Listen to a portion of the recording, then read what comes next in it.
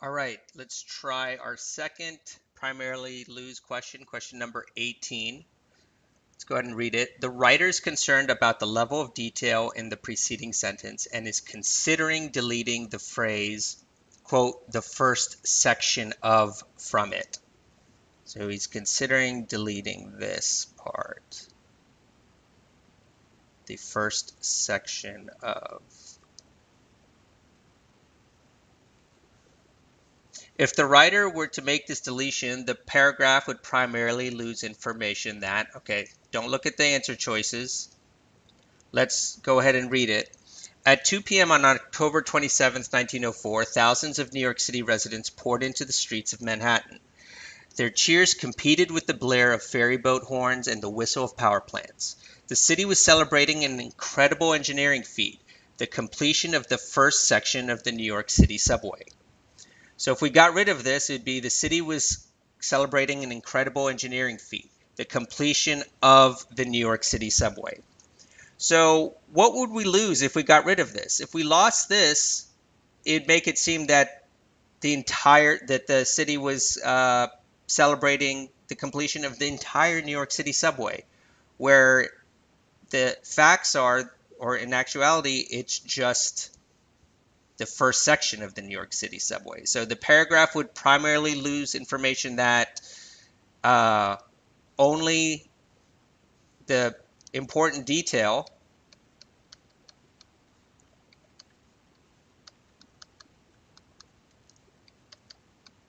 that only the first part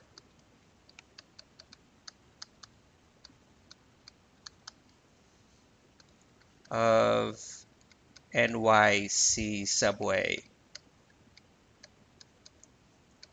was completed.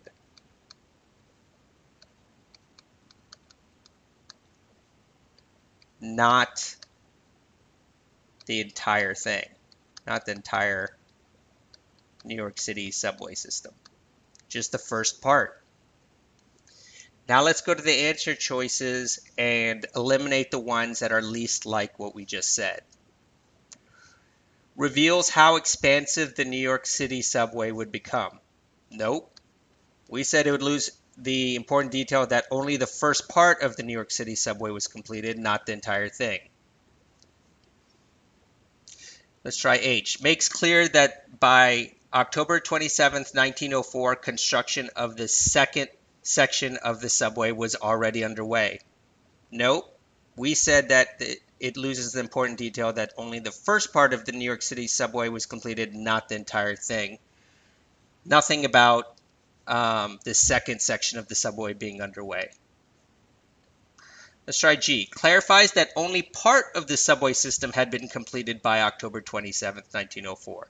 That's true. It basically says what we said, that only part of it was completed, not the whole thing. So this one works. Let's look at J.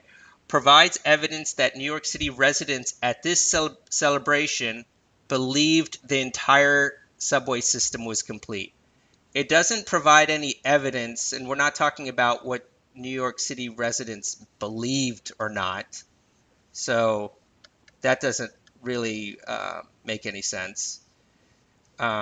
This is kind of a trap answer because it kind of gives that the entire subway system was complete, but doesn't provide evidence that this is what New York City residents believed. I think G is closer to what we said.